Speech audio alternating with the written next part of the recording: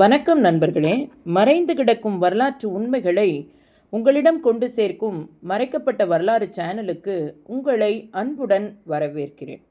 பழைய தமிழ்நாட்டின் வரலாற்றை சொல்லும் பொழுது சோழ பேரரசு என்ற பெயர் தானே மிரள வைக்கும். அந்த மண்ணில் பிறந்த ஒரு மன்னன் பார்த்திபன், ஒரு வீரன், ஒரு கனவுக்காரன். அவனுடைய கனவு மீண்டும் சோழ நாட்டை சுதந்திரம் ஆக்குவது. அந்த காலம் பல்லவர்களின் ஆட்சி நிலவிய நேரம். சோழர்கள் அவர்களிடம் அடிமையாக வாழ்ந்தார்கள். ஆனால் பார்த்திபன் இதை ஏற்கவில்லை. சோழர்கள் அடிமை அல்ல, அவர்களுக்கு தங்களுக்கே உரிய பேரரசு வேண்டும். அவனுடைய இதயம் அதைத்தான் முழங்கியது. ஒரு மாலையில் தஞ்சாவூர் அரண்மனையின் மாடியில் நின்று வானத்தை நோக்கிய பார்த்திபன் அழகான சிவப்பு சூரிய அஸ்தமனத்தை பார்த்து கொண்டு சொன்னான், இந்த சூரியன் மறைந்தாலும் நாளை மீண்டும் உதயமாகும். அப்படியே என் சோழ தேசமும் ஒரு நாள் மீண்டும் எழும். அப்பொழுது அவனது பக்கத்தில் அவனின் இளம் மகன் விக்கிரமன். அவன் இன்னும் சிறுவன், ஆனால் தந்தையின் நம்பிக்கையின் நிழல். அப்பா, நம்ம சோழ நாடு மீண்டும் பெரிய பேரரசாகுமா? அது நிச்சயமாக நடக்கும் மகனே. ஆனால் அதை நான் பார்க்க முடியாமல் போகலாம். நீதான் என் கனவை நனவாக்க வேண்டியது. அந்த இரவில் பார்த்திபன் மனம் கலங்கி கொண்டிருந்தது. அவன் தனியாக குதிரை ஏறி யுத்தத்திற்கு புறப்பட்டான். அப்பொழுது வழியில் அவனை சந்தித்தார் ஒரு மர்ம சந்நியாசி. அவன் முகம் அமைதியானது, ஆனால் கண்களில் தீ. சந்நியாசி, மன்னா, நீ யுத்தத்திற்கு செல்கிறாய். ஆனால் வெற்றி தோல்வி இவையெல்லாம் தற்காலிகம். நீ பெரிய வரலாறுதான் நிலைக்கும். பார்த்திபன், நான் சோழனாக பிறந்தேன், சோழனாகவே உயிர் விடுவேன். அந்த சந்திப்பு வரலாற்றை மாற்றியது. சந்நியாசி ஒரு புன்னகை புனைந்து அவனது கையில் ஒரு சிறிய முத்திரையை வைத்தான். அதில் பொறிக்கப்பட்டது சோழ சிங்கம். அந்த நிமிடத்தில் பார்த்திபனின் மனதில் ஒரு நம்பிக்கை எழுந்தது.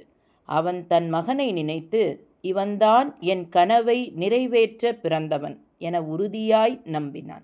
அந்த கனவு ஒரு மன்னனின் கனவு மட்டுமல்ல, அது ஒரு தேசத்தின் கனவு. அந்த கனவை நினைவாக்க வந்தவன்தான் விக்கிரமன். காலம் பல ஆண்டுகள் நகர்ந்தது. பார்த்திபன் மறைந்து விட்டார். ஆனால் அவரது கனவு உயிருடன் இருந்தது. அந்த கனவின் வடிவம் அவரின் மகன் விக்கிரமன். விக்கிரமன் இப்பொழுது இளவரசன். அவனுடைய கண்களில் தீ, இதயத்தில் பெருமை. சோழரின் இரத்தம் ஓடும் வீரன் அவன். அவன் தஞ்சாவூரிலிருந்து பயணிக்கிறான். அவனது மனதில் ஒரே எண்ணம், அப்பாவின் கனவை நான் நினைவாக்க வேண்டும். அவன் சிறந்த வாள்வீரன், குதிரை ஓட்டத்தில் வல்லவன், மக்களிடம் பணிவும் வீரத்திலும் பெருமை கொண்டவன். அந்த பயணத்திலே ஒரு நாள் அவன் பார்த்தான் ஒரு அழகான தோட்டம். அதில் மலர்களைப் போல சிரித்து கொண்டிருந்த ஒரு பெண். அவள்தான் குந்தவை. குந்தவை, யார் நீங்கள்? இப்படி அத்துமீறி என் தோட்டத்துக்குள் வந்திருக்கிறீர்கள்? விக்கிரமன் சிரித்தபடி, மன்னிக்கவும், நான் வழி தவறி வந்த சோழ வீரன். அந்த ஒரே பார்வை இருவரின் வாழ்க்கையையும் மாற்றியது. விக்கிரமனும் குந்தவையும் அறிமுகமானார்கள். அது மெதுவாக ஒரு அழகான உறவாக மாறியது. மனப்பூர்வமான மதிப்பும் மென்மையான காதலும் சேர்ந்த ஒன்று. ஆனால் விதி அவர்களுக்கு வேறொரு பாதையை எழுதிவிட்டது. ஒரு நாள் விக்கிரமன் தனது படையுடன் பயிற்சியில் இருந்தபொழுது பல்லவர் படையினர் திடீரென தாக்கினர். போரின் மத்தியில் விக்கிரமன் வீரத்துடன் போராடினான். ஆனால் எண்ணிக்கையில் குறைவானவன். இறுதியில் அவனை பிடித்து காஞ்சிபுரத்துக்கு கொண்டு சென்றனர். அங்கு அவனை முன்கொண்டு வந்தார்கள் பல்லவர்களின் பேரரசர் நரசிம்மவர்மன் முன். நரசிம்மவர்மன் கடினமான குரலில், நீ சோழ இளவரசனா? எங்கள் எதிரியை உருவாக்க முயன்றாயா? விக்கிரமன் துணிவுடன், ஆம், நான் சோழன். என் தந்தை பார்த்திபனின் மகன். என் நாட்டின் சுதந்திரம் என் உயிரை விட மேலானது. அவனின் வார்த்தைகள் அரசவையையே மிரள வைத்தது. ஆனால் நரசிம்மவர்மன் அவனை தண்டிக்கவில்லை. மாறாக அவனை சிறையில் அடைத்து விட்டார். அவன் மனதை புரிந்து கொள்ள முடியாமல் சிறையில் இருந்தும் விக்கிரமனின் மனம் சுதந்திரமாகவே இருந்தது.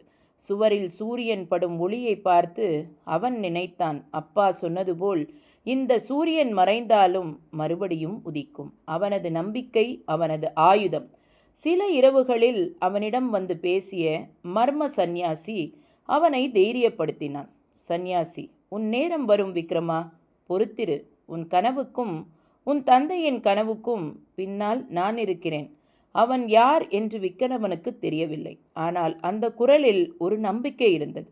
அந்த நம்பிக்கையே அவனை உயிருடன் வைத்தது. அவனுடைய பயணம் இன்னும் முடியவில்லை, அது துவங்கியதுதான். காஞ்சிபுரம் சிறைச்சாலையின் அந்த இரவு. சுற்றிலும் அமைதி.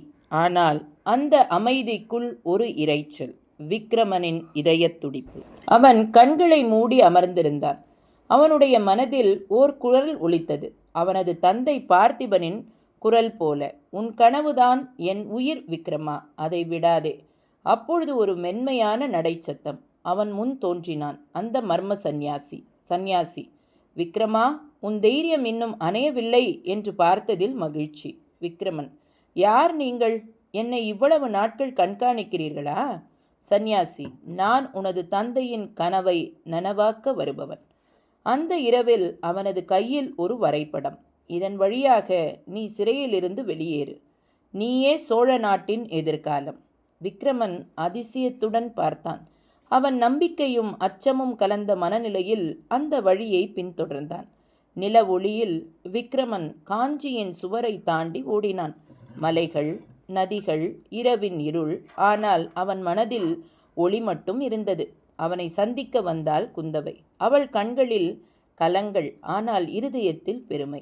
குந்தவை, நீ போக வேண்டிய பாதை கடினம் விக்ரமா, ஆனால் நம்பிக்கையை கையில் பிடி, அதுதான் உன்னை வெற்றி பெற வைக்கும். விக்ரமன், என் உயிரை விட மேலானது என் நாட்டின் சுதந்திரம். உன்னை நினைத்து நான் உயிருடன் இருப்பேன். அதன் பின் விக்ரமன் பல்லவர் நாட்டை விட்டு தஞ்சாவூரை நோக்கி புறப்பட்டான். அவன் பின்னால் இருந்து பார்த்தார் அந்த சந்நியாசி. அவன் முகத்தில் ஒரு இரகசிய புன்னகை. நாட்கள் கடந்து விக்ரமன் சோழ வீரர்களை ஒன்று சேர்த்தான். அவன் தந்தையின் கனவு இப்பொழுது அவன் கையில் இருந்தது. அப்பொழுது மீண்டும் வந்த சந்நியாசி அவனை சந்தித்தார். அவனது முகத்தில் அந்த நம்பிக்கை ஒளி.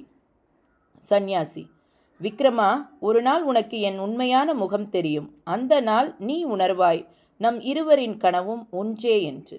அந்த வார்த்தைகள் விக்ரமனின் மனதில் ஒலித்தன. நம்ம இருவரின் கனவும் ஒன்றே. யார் இந்த சந்நியாசி? ஏன் அவன் எப்பொழுதும் விக்ரமனின் நிழலில் இருப்பது? விக்ரமனுக்கும் குந்தவைக்கும் இடையே இன்னும் ஒரு கடமை, இன்னும் ஒரு தியாகம். விக்ரமன் தனது படையுடன் புறப்பட்டான். அவனது கண்களில் தீ, இதயத்தில் தந்தையின் கனவு. இப்பொழுது அது பார்த்திபனின் கனவு மட்டுமல்ல, ஒரு தேசத்தின் உயிர் துடிப்பு. அந்த பயணமே அவனை ஒரு புதிய உண்மைக்கு கொண்டு போகிறது. ஒரு உண்மை அவன் வாழ்க்கையை முழுமையாக மாற்றப் போகும். யார் அந்த மர்ம சந்நியாசி? என்ன ரகசியம் அவன் மறைத்து வைத்திருக்க? உண்மையின் வெளிப்பாடு, கனவின் நிறைவேற்றம். விக்ரமனின் பயணம் இப்பொழுது உச்சத்தை அடைந்தது. சோழ வீரர்கள் அவனின் வழியில் சேர்ந்தார்கள். சோழம் மீண்டும் எழ வேண்டும் என்ற முழக்கம் ஒவ்வொரு இதயத்திலும் ஒலித்தது. அவன் தந்தையின் கனவை கையில் எடுத்தவன் விக்ரமன். அவன் இப்பொழுது ஒரு வீரன் மட்டும் அல்ல, ஒரு நம்பிக்கையின் சின்னம். அவன் முன்னிலையில் அந்த மர்ம சந்நியாசி, எப்பொழுதும் அமைதியான முகம், ஆனால் கண்களில் அறிவின் ஒளி. விக்ரமன், ஐயா, நீ எப்பொழுதும் என்னை வழிநடத்தியவர். உன் பெயரையும் உன் உண்மையையும் தெரிந்து கொள்ள விரும்புகிறேன். சந்நியாசி, நேரம் வந்துவிட்டது விக்ரமா. நான் யார் என்பதை நீ இப்பொழுது அறிய வேண்டிய நேரம் இது. அவன் மெதுவாக தனது புனித ஆடையை அகற்றினான். அதன் கீழே திகழ்ந்தது பல்லவர் பேரரசர் நரசிம்மவர்மன்.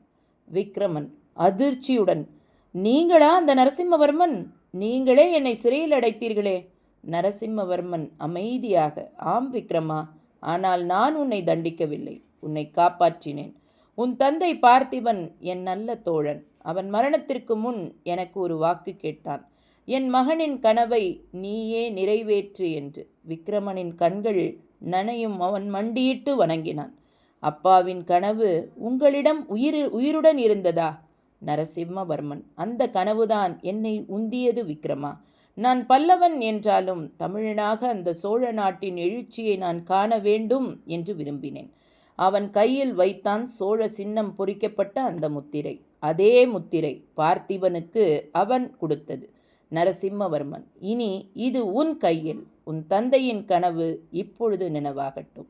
அந்த நிமிடத்தில் விக்கிரமனின் கண்களில் ஒளி. ஒரு பேரரசு மீண்டும் பிறக்கிறது போல. விக்கிரமன் தஞ்சாவூர் அரண்மனைக்கு திரும்பி வந்தான். அவன் வீரர்கள் அவனை வரவேற்றார்கள். வாழ்க சோழனே என்ற முழக்கம் நெடுங்கும் இடியாய் ஒலித்தது. குந்தவை அவனை பார்த்தவுடன் கண்களில் கண்ணீர். ஆனால் அந்த கண்ணீரில் பெருமை. குந்தவை, உன் தந்தையின் கனவு இப்பொழுது நம் கண் முன்னே நினைவாகிறது. விக்கிரமன், அந்த கனவுக்கு நீயும் ஒரு பகுதிதான் குந்தவை. நீ இல்லாமல் நான் இத்தனை தூரம் வந்திருக்க மாட்டேன். அவர்களின் திருமணம் மிக எளிமையாக நடந்தது. ஆனால் அந்த நாள் வரலாற்றில் ஒரு பெரும் விழா போல நினைவாகியது. அந்த இரவு விக்கிரமன் அரண்மனையின் மாடியில் நின்று வானத்தை நோக்கி பார்த்து சொன்னான், அப்பா, உன் கனவு நனவாயிற்று. இனி சோழ தேசம் சுதந்திரம் பெற்றது. வானத்தில் ஒரு ஒளி. அது பார்த்திபனின் சாயல் போல தோன்றியது. அவன் புன்னகையுடன் நின்று பார்த்தான். அவன் கனவு, அவன் மகன், அவன் தேசம் எல்லாம் உயிருடன் இருந்தது. அந்த ஒளி மெதுவாக மறைந்து, ஆனால் கனவு மறையவில்லை. பார்த்திபனின் கனவு ஒரு மன்னனின் ஆசை மட்டுமல்ல, ஒரு மக்களின் சுதந்திரத்தின் சின்னம். அந்த கனவு இன்று வரை உயிருடன் இருக்கிறது, ஒவ்வொரு தமிழனின் இதயத்திலும். நன்றிகள் பல.